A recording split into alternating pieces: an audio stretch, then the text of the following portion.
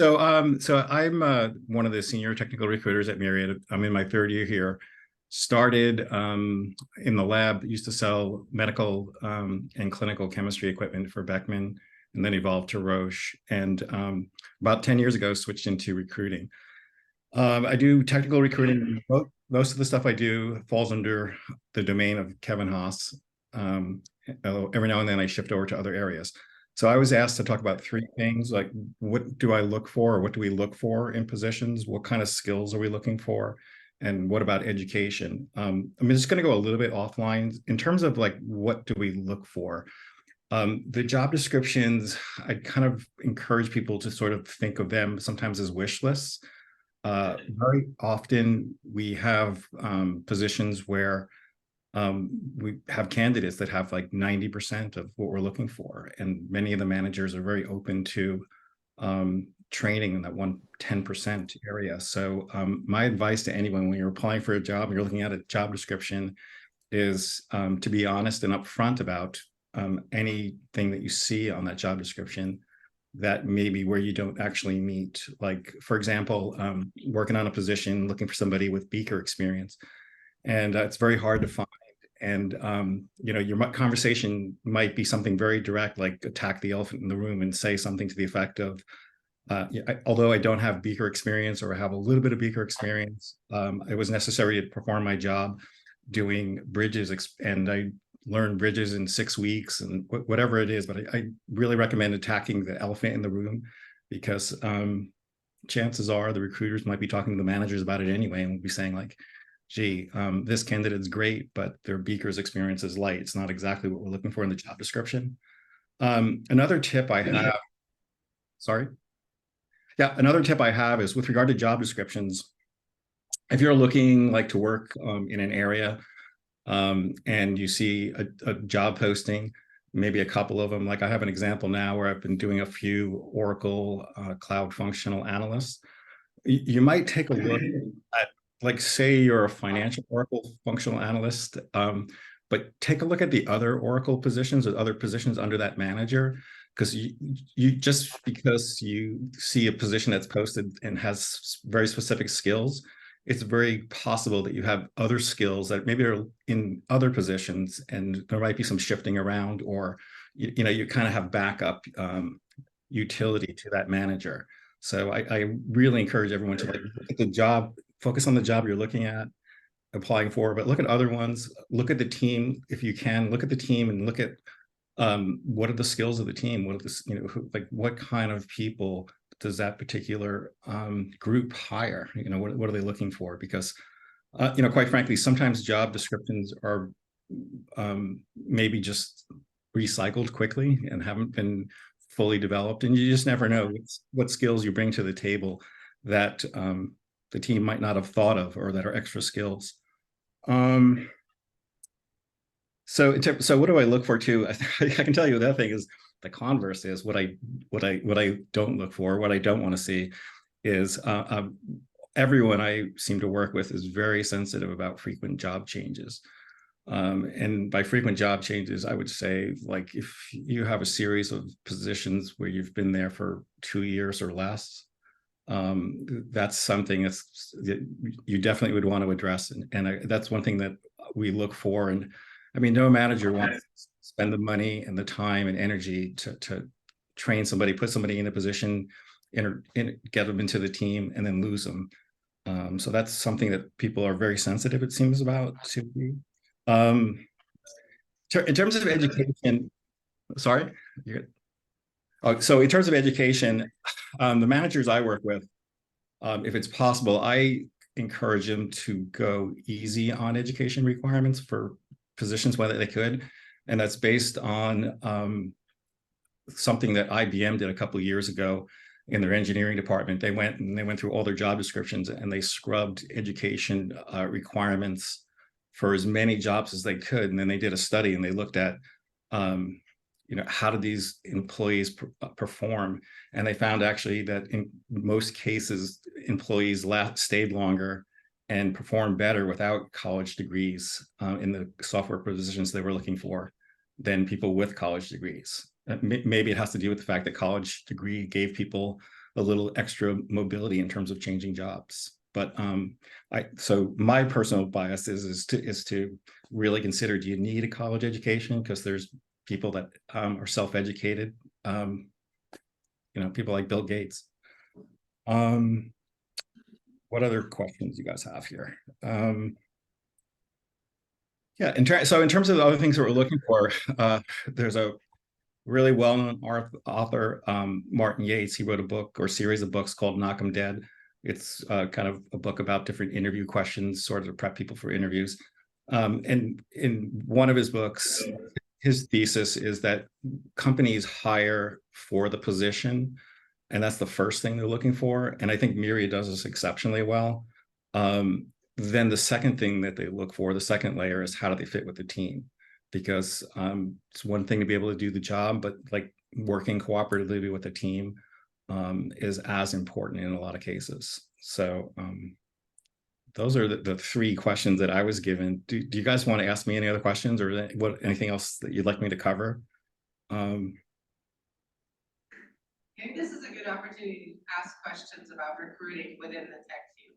Kevin is extremely knowledgeable about what people look for, what the red flags are. So if you have any questions about your resume or how to apply or how to get into tech, this is a really great opportunity for those questions. I have a question. Kevin, how do you make your resume stand out? Because you probably get hundreds of resumes for each position. What would you recommend for us to get through that first initial auto sweeping of the resumes? Yeah, a couple thoughts. So like one thing is, I think if I was like looking for work, I would go easy in terms of, I wouldn't apply for positions that I really thought were like kind of in football terms, the Hail Marys. Just because I think that would maybe burn myself out. And I would really I'd start by focusing on the companies I really want to work for. And I would make really sure that I know information about the company, because surprisingly, many people fail in the area. And I'll have a first conversation more often than I can believe, where people will say, which company? I applied to so many companies. And it's like, that's the last thing I want to hear. I want to hear like, wow, Myriad, that's a company I've had my eyes on for a long time and I'd love to work there. So do the research. In terms of the resume, what I would be really careful about, I wouldn't go crazy. I mean, one thing you have to realize, there's a couple things, but you have to realize that some companies are using software to look at resumes. I wouldn't go crazy unless it's your specialty. If you're a UX designer or like a design person, that's a little bit different. But for us in the science field, I would keep it like normal in terms of like make it easy to read. I mean, I don't want to have to like read it like I'm working the Wall Street Journal or the New York Times crossword puzzle. And some people get a little too creative, and they look nice and stuff, but the thing is that I've got to figure out, hey, what's this format that this person's using? And the other sort of tip I would think, if you're applying for a job where you're thinking 300 people are going to apply, be really mindful of the first 18 lines of your resume, because if the logic there is, for most people and most laptops or computers that they're working on, the first 18 lines is the first thing that pops up when they open your resume. And so you have to you got to give them a compelling reason to page down to the second 18 lines. So that means you really you put your address on the bottom. It's like, what can you put on the bottom? Be mindful of keywords, because there are computer programs that are looking for keywords. I have managers that have looked at resumes where they just have way too many keywords, and they're just like, wow, this is just they're casting a really wide net. It's not specific enough.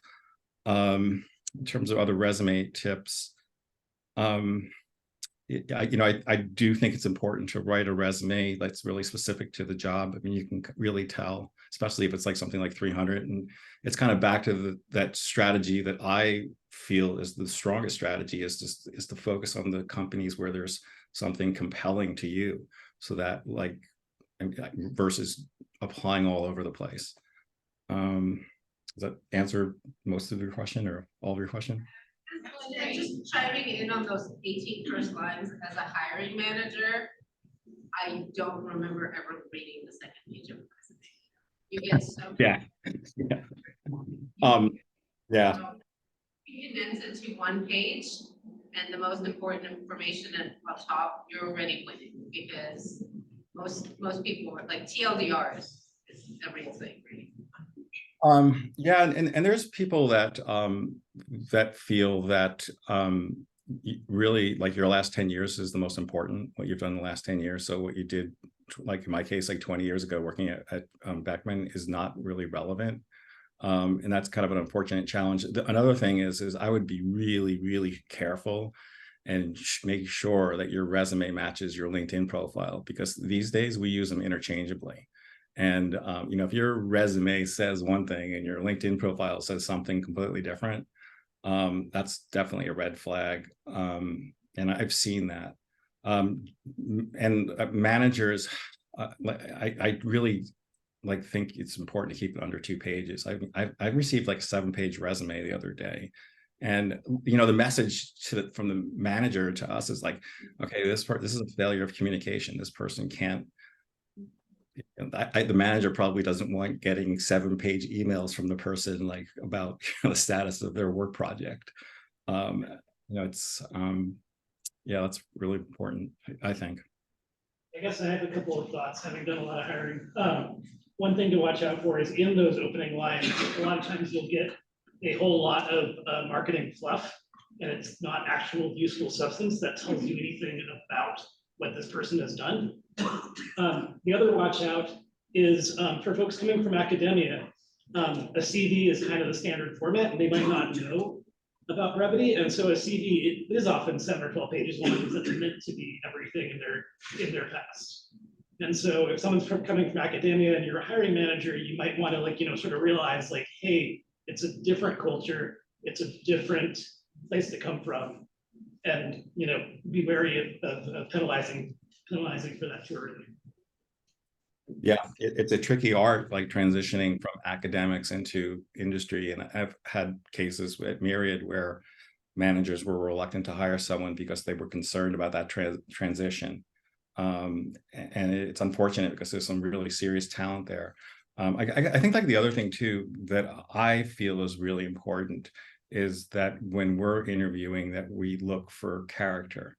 I think you can take somebody with character and develop them. And so I think you know, anything you can do or talk about in your interviews that demonstrates your character, you know, how you've overcome a difficult job task assignment, or you know, something that reflects on your character. Character is a good indication of success. I have a question regarding LinkedIn. So within LinkedIn, sometimes the job poster is present, and there's an option to message the job poster or the hiring manager. Do you find any positives in answering those? Do you yourself like take those messages? And there's also a flag within LinkedIn where you can mark a job as this is like a top position for me. Like I would love to be considered for this. Do you find any usefulness out of those features? Yeah, certainly. I mean, so a couple things about LinkedIn. I guess one of the things is it's always changing. So like the way they have it set up today is not going to be the same tomorrow. And it's a little bit frustrating on my end because, you know, there's constant change with LinkedIn. But I think that messaging is fair game. I mean, reaching out, that's okay. The really important tips though with LinkedIn would be that if there's a company that you're interested in, make sure you follow them, because anybody on the recruiting team with the same software that we use at Myriad, they get flagged as like, this is a follower. So if I get like 100 people looking, or well, if I do a search, if I'm proactively looking for somebody and I do a search, it'll like list the people first that are following. So it's, and you know, it's a good way to learn about the company. You know, back to what I say, like I think everybody at Myriad is very proud of what we do and everything about Myriad. So, you know, it's sort of a turn on, a kind of a compliment when people know a little bit about us. So that's one thing. Just kind of another tip too about any of the employees at Myriad that are on the line here. So Myriad, we have that ability to take courses and through LinkedIn Unlimited. There's also a feature that you can work with it with your career goals. I could say, for example, like, hey, I'm interested in becoming a recruiting manager, and it'll take you through this little triage series of questions and say, you know, what would you like to do? What's your career goals? How many years? And then what it'll do is it'll send emails and say like, hey, Kevin, here's a class on LinkedIn learning for social media recruiting, or here's a class on recruiting and negotiating, those sorts of things. So anyone that's listening that's part of the Myriad group, it's kind of a cool tool to take advantage of if you're kind of thinking about shifting or pivoting or just, you know, expanding your skills within your job function. Hey, Kevin, I have a question. Are there any particularly interesting, like, science techie roles that you're recruiting for right now that you'd want to tell us about? Well, I'm sworn to secrecy by Kevin Haas, and he's in the room, right? Like, No, he's not here. oh, really? Oh, okay, yeah. I saw him on the list. Generically then. Yeah, I think if you're interested, I mean, there'll be a lot of openings in the next like 30 days. I know that. I sort of starting to get. I mean, I have one manager that's going to add like 5 tomorrow. I think everyone just got approval, so the positions are going to hit. It's kind of a tricky time of year. I mean, the worst time of the year for recruiting is the summer because managers are on vacation, so it's hard to push people through. And now we're dealing with the holidays, so that's a little tricky. Like really our big season is like January 1. Because it's like beginning of a new budget year. Managers will get the ability to open new positions. So, you know, I would look really hard and carefully at, you know, things coming up in the next like 30 days, 60 days. And I think like what you guys are doing is great networking. I was down in San Diego at a similar type of meeting last Tuesday. There's an old saying, is a Chinese saying, the best time to plant a tree is 20 years ago, the second best time is today. I really believe it's sort of like, you know, do the networking, meet people, because there are situations where people will meet someone. It's rare. It's probably like 1 in 20 where someone will meet someone or they'll apply for a job for one position and then we'll say, oh wait, hey, you'd be great at something else. And then if they have the budget for it, they'll go ahead and open that position. I mean, I actually have that happen today. But to answer your question specifically, there's a lot. It holds, you know, different areas. I mean, I think Paul's meeting yesterday probably gives you a foreshadowing of like where the high growth areas are, where there'll be positions popping up. Hey, Kevin, quick question about just more the nitty gritty. Okay. What is you, like, when somebody applies for a position,